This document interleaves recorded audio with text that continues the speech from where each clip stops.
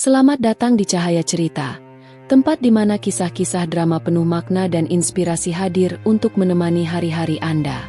Jangan lupa untuk like, komen, dan subscribe agar tidak ketinggalan cerita terbaru dari kami.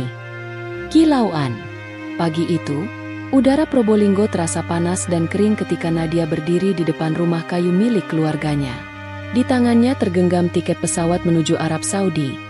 Tiket yang ia beli dengan sisa uang hasil menjual kalung peninggalan ibunya. Ia berusia 23 tahun, berwajah lembut dan berhati keras. Sejak ayahnya meninggal, ia menjadi tulang punggung keluarga. Adiknya, Raffi, baru masuk SMA, dan ibunya sakit-sakitan. Maka ketika ada tawaran kerja sebagai asisten rumah tangga di luar negeri, Nadia tak berpikir dua kali. Ia dijanjikan gaji besar oleh agen penyalur tenaga kerja. Keluarga Al-Mansur orang kaya, baik hati, dan menghargai pekerja, kata mereka. Kalimat itu terus terngiang di kepalanya selama penerbangan panjang menuju Riyadh. Ia menatap awan di luar jendela dan berbisik, "Aku harus kuat, demi Raffi." Setibanya di bandara, udara panas dan kering padang pasir menyambutnya. Seorang sopir berpakaian serba putih menjemput dan membawanya ke rumah keluarga Al-Mansur. Sepanjang perjalanan, Nadia terpesona melihat gedung-gedung tinggi dan mobil-mobil mewah, begitu jauh dari sawah dan jalan berdebu di desanya. Ketika mobil berhenti di depan rumah megah berpagar besi tinggi, Nadia terpaku. Bangunan itu seperti istana. Di dalamnya, lampu kristal bergantung di langit-langit. Karpet merah terbentang dari pintu masuk hingga tangga marmer yang melingkar. Semua terasa begitu asing, begitu mewah hingga membuat langkahnya ragu. Di ruang tamu, ia disambut oleh Tuan Khalid Al-Mansur, pria paruhbaya berwibawa dengan sorot mata tajam namun tenang. "Selamat datang, Nadia," ucapnya dalam bahasa Inggris patah-patah. Tak lama kemudian muncul Omar, putranya yang berusia sekitar 28 tahun. Berkulit sawo matang, tubuh tegap, dan mata yang dalam. Senyumannya sopan, tapi pandangan matanya membuat Nadia sedikit gelisah. Hari-hari pertama terasa berjalan normal.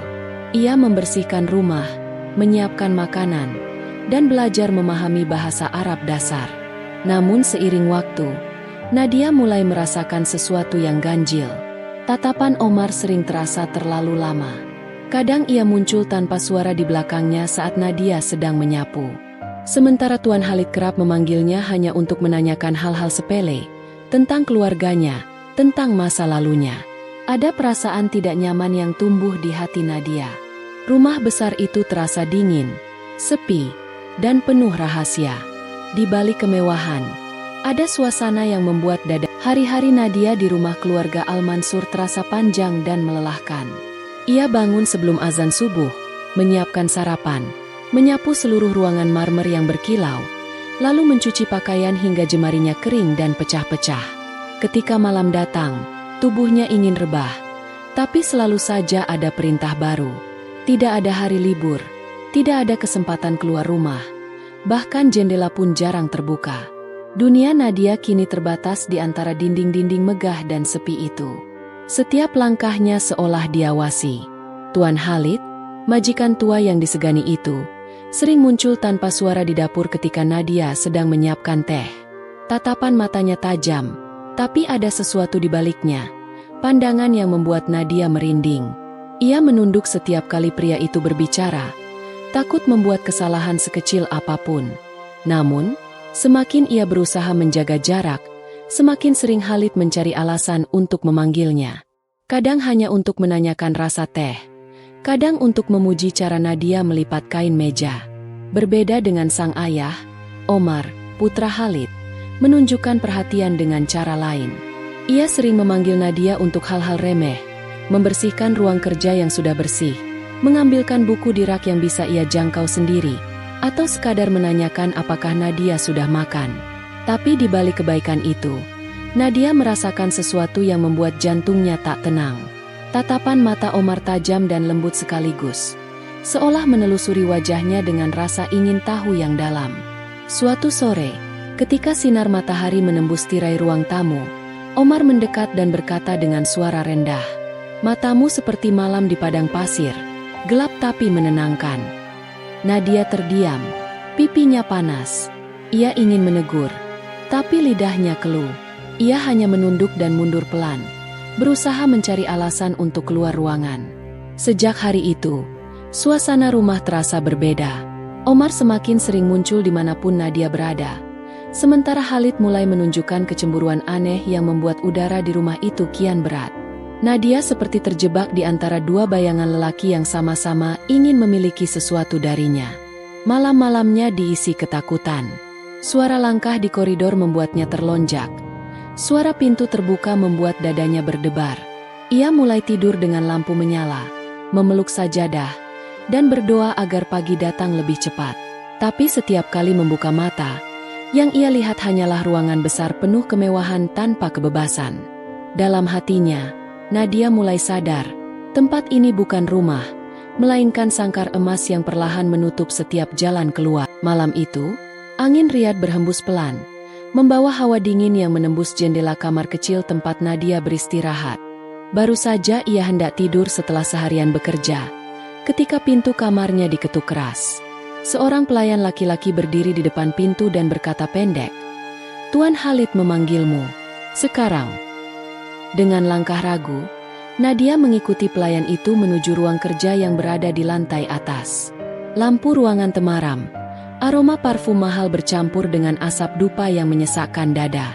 Di dalamnya sudah duduk Tuan Khalid, Omar, seorang ustaz tua, dan agen penyalur tenaga kerja yang dulu mengantarnya dari Indonesia. Jantung Nadia berdetak cepat. "Kau tahu kenapa kau di sini?" tanya sang agen dengan nada dingin. Nadia menggeleng, mencoba tersenyum sopan. "Kau akan menikah dengan Tuan Khalid." Secara sirih, demi keamanan dan kehormatan keluarga ini. Nadia membeku. Dunia seolah berhenti berputar. "Saya tidak mau," katanya pelan. Suara gemetar di tenggorokan. Sang agen menyipitkan mata. "Kau tak punya pilihan. Kontrakmu di sini mengikat. Kalau menolak, kami bisa melapor bahwa kau melanggar hukum kerja di Arab. Kau bisa dipenjara." Nadia. Air mata mengalir tanpa bisa ditahan. Ia menatap Omar, berharap ada belas kasihan di wajah muda itu, tapi tatapannya kosong. Omar hanya diam, berdiri di sisi ayahnya. Ustaz tua mulai membaca doa, dan di tengah ketakutan serta tekanan, Nadia akhirnya mengucapkan akad nikah yang tidak ia pahami sepenuhnya. Malam itu, Nadia resmi menjadi istri siri Tuan Khalid, bukan karena cinta, tapi karena keterpaksaan. Setelah semua selesai, Khalid menatapnya dengan mata puas, sementara sang agen tersenyum tipis, seolah urusan bisnis baru saja diselesaikan. Hari-hari berikutnya terasa seperti mimpi buruk. Nadia dipaksa tidur di kamar berbeda, melayani semua kebutuhan Khalid, sementara Omar mulai menunjukkan sikap aneh, lebih dingin, tapi juga lebih sering memperhatikannya.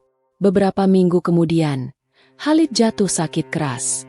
Tubuhnya melemah, dan rumah besar itu mendadak penuh ketegangan. Di tengah kekacauan itu, Omar memanggil Nadia ke ruang tamu. "Kau harus menikah denganku," katanya tegas. Nadia terperanjat. "Apa? Aku sudah istri ayahmu." "Justru karena itu, aku harus melindungi warisan keluarga. Semua ini hanya formalitas," ucapnya dingin. Air mata. Malam-malam di rumah keluarga Al-Mansur kini menjadi mimpi buruk bagi Nadia. Setiap kali lampu-lampu kristal di ruang utama dimatikan dan rumah itu tenggelam dalam kesunyian, dada Nadia berdegup kencang. Ia menatap pintu kamarnya yang selalu dikunci dari luar, seolah itu satu-satunya batas antara dirinya dan dunia yang siap menelannya hidup-hidup. Kadang suara langkah kaki terdengar di koridor. Pelan, berat, mendekat ke kamarnya. Suara itu sering berhenti tepat di depan pintu, disusul dengan ketukan pelan yang membuat tubuh Nadia gemetar. Terkadang itu Tuan Khalid, yang memanggilnya dengan suara serak, meminta teh atau sekadar menemani berbicara.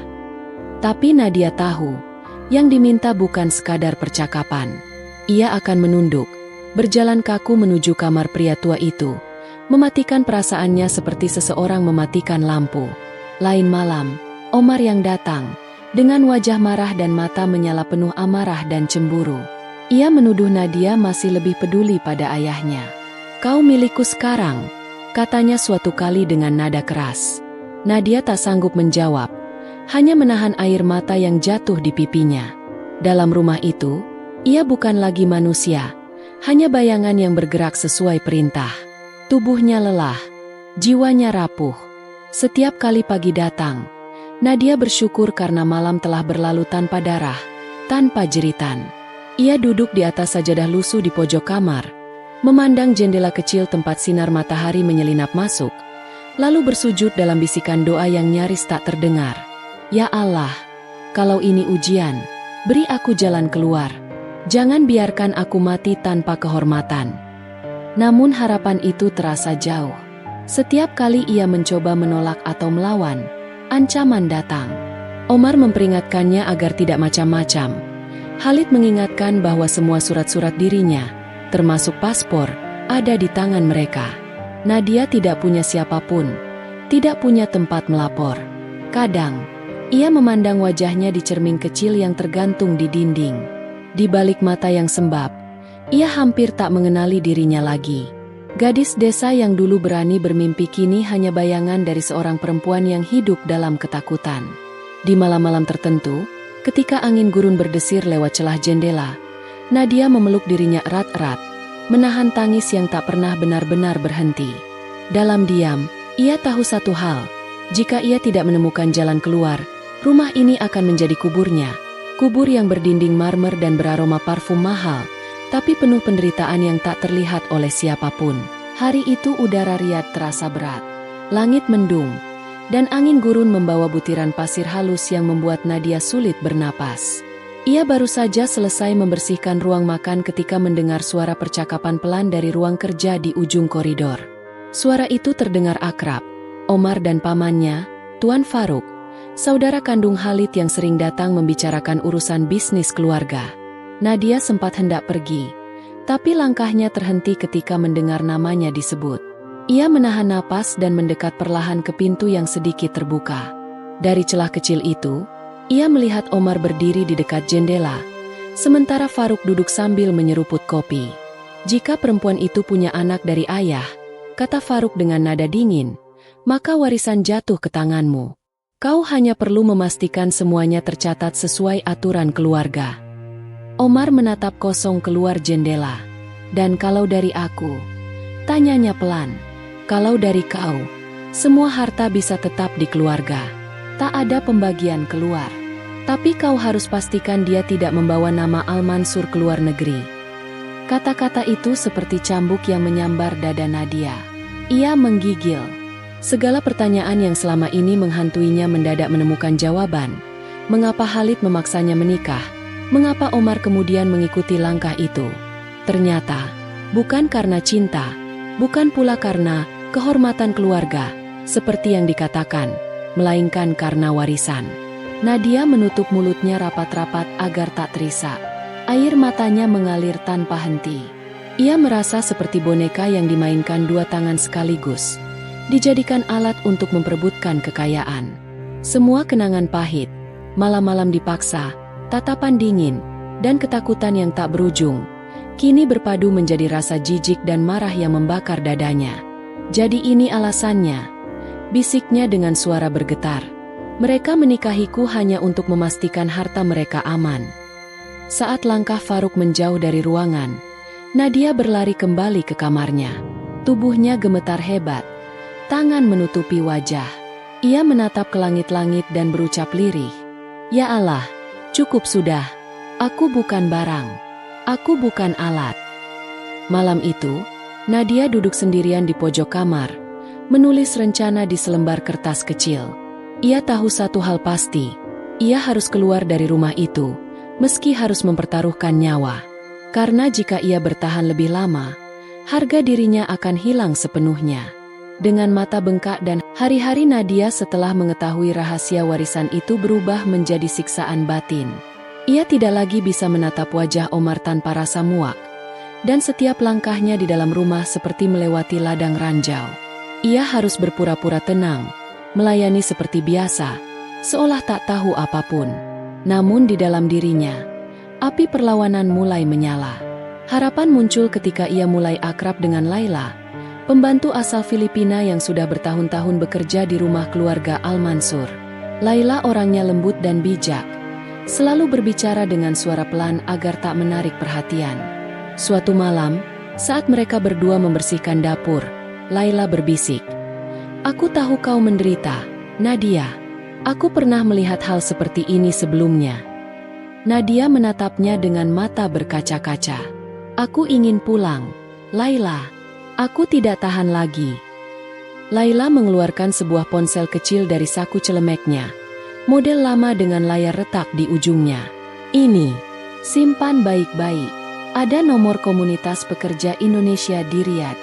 Mereka bisa bantu, tapi kau harus keluar dari rumah ini lebih dulu." Sejak malam itu, mereka berdua mulai merencanakan pelarian. Laila akan membantu mengalihkan perhatian para penjaga rumah saat Omar pergi ke Dubai untuk urusan bisnis. Hanya ada satu masalah. Tuan Khalid sedang sakit keras dan dijaga ketat. Nadia harus menunggu saat semua tertidur. Hari yang ditunggu pun tiba. Malam itu rumah sunyi. Hanya suara detak jam dinding yang terdengar.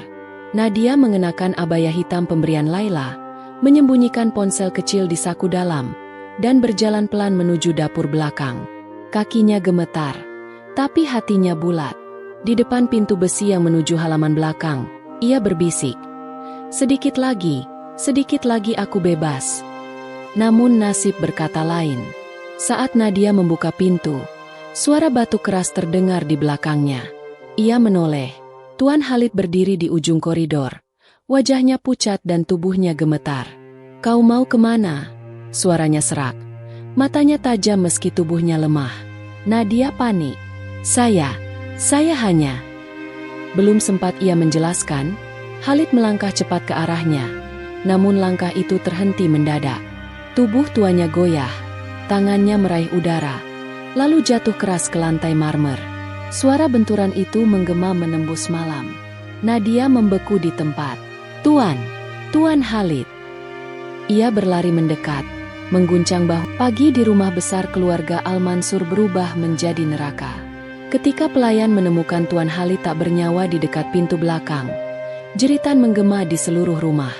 Para penjaga berlarian, dokter datang terlambat, dan dalam hitungan jam kabar itu sampai ke telinga Omar yang baru pulang dari Dubai. Omar berlari menuju kamar ayahnya, wajahnya tegang. Dan begitu melihat tubuh Khalid terbujur kaku, ia langsung menatap tajam ke arah Nadia yang berdiri gemetar di pojok ruangan. "Apa yang kau lakukan padanya?" bentaknya. Suaranya menggema seperti cambuk. Nadia mencoba menjelaskan. "Aku tidak bermaksud, Tuan Omar. Dia melihatku saat aku..." Namun Omar tak memberi kesempatan. Tangannya menampar wajah Nadia keras-keras hingga gadis itu terjatuh. "Pembohong! Kau mau lari setelah membunuh ayahku?" Hari itu, Nadia dikurung di kamar sempit tanpa jendela. Pintu dikunci rapat. Makanan tak pernah datang. Setiap kali langkah kaki Omar terdengar di luar, tubuhnya gemetar ketakutan. Luka di pipinya membiru, perutnya kosong. Tapi yang paling menyakitkan adalah tuduhan yang ia tak bisa bantah. Di sisi lain rumah, Laila menahan tangis. Ia tahu Nadia tidak bersalah, dan tahu betapa kejamnya dunia bagi perempuan seperti mereka. Saat malam tiba dan semua penghuni rumah tertidur, Laila menyelinap ke dapur, membawa sebotol air, sepotong roti, dan kunci kecil yang ia curi dari penjaga pintu. Dengan langkah hati-hati, ia membuka kunci kamar Nadia. "Cepat, Nadia, ini kesempatanmu," bisiknya terburu-buru. Nadia hampir tak bisa berdiri. "Laila, aku takut." Laila menggenggam tangannya erat. "Tak ada waktu untuk takut. Kau harus hidup." Mereka bergerak diam-diam melalui lorong belakang, melewati taman gelap menuju pagar samping. Dari sana, Laila menunjukkan arah menuju jalan besar. "Pergi ke arah barat. Cari mobil taksi. Bilang kau ingin ke kedutaan Indonesia. Jangan berhenti." Nadia memeluknya erat sebelum berlari menjauh. Air matanya jatuh bercampur debu malam Riyadh. Langit gelap. Lampu-lampu kota berkilau di kejauhan seperti bintang yang menggoda harapan. Setelah berjam-jam berjalan dan bersembunyi di ganggang sepi, akhirnya ia tiba di gerbang. Bulan demi bulan berlalu sejak malam pelarian itu. Di bawah perlindungan Kedutaan Besar Indonesia di Riyadh, Nadia menjalani pemeriksaan panjang. Ia menceritakan segalanya, dari pernikahan siri yang dipaksakan, kekerasan, hingga kematian Tuan Khalid. Suaranya bergetar setiap kali menyebut nama Omar, tapi kali ini ia tidak lagi menangis karena takut, melainkan karena lega. Pihak kedutaan bekerja sama dengan kepolisian setempat dan lembaga internasional untuk menyelidiki kasusnya. Berkas-berkas disusun, saksi-saksi dihadirkan, termasuk Laila yang akhirnya ikut bersaksi meski dengan risiko besar. Berita itu menyebar luas di media Timur Tengah. Seorang pekerja asal Indonesia berani menuntut keluarga kaya Arab atas penyekapan dan pernikahan ilegal. Dunia pun menatap kasus itu dengan haru dan kemarahan. Beberapa bulan kemudian, Omar resmi ditangkap. Ia dijerat pasal pemaksaan, pelecehan, dan pernikahan tanpa izin hukum. Bagi Nadia, itu bukan kemenangan penuh, hanya keadilan yang datang terlambat. Namun cukup untuk membuatnya bisa bernapas tanpa rasa takut. Akhirnya, setelah proses panjang, ia diizinkan pulang ke Indonesia. Pesawat yang membawanya mendarat di Bandara Juanda, Surabaya, disambut udara lembab dan aroma tanah yang ia rindukan. Ibunya menunggunya di terminal. Tubuhnya gemetar menahan tangis saat melihat putrinya kembali hidup. Mereka berpelukan lama, tanpa kata, hanya air mata yang berbicara. Namun meski tubuh Nadia telah kembali ke tanah kelahiran, jiwanya belum sepenuhnya pulih. Setiap malam, ia sering terbangun karena mimpi buruk, suara pintu terkunci, langkah kaki Omar di koridor, atau tatapan dingin Tuan Khalid yang tak pernah hilang dari ingatannya.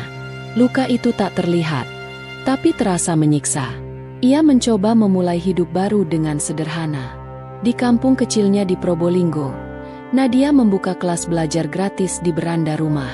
Ia mengajar anak-anak bahasa Arab, bukan untuk mengagungkan negeri tempat ia disakiti, tetapi agar mereka memahami kata, kontrak, dan perjanjian, supaya tak mudah ditipu seperti dirinya dulu. Bahasa bisa menyelamatkan hidupmu, ucapnya setiap kali memulai pelajaran. Di depan rumahnya yang berdinding bambu, Nadia menanam bunga mawar putih. Setiap pagi, ia menyiramnya dengan hati-hati. Mawar ini lambang kedamaian, katanya kepada ibunya. Tapi dalam hatinya, bunga itu adalah simbol luka. Luka yang tumbuh, bukan lagi menyakitkan, tapi mengingatkan. Suatu sore, ia menatap langit jingga dan berbisik pelan. Sekarang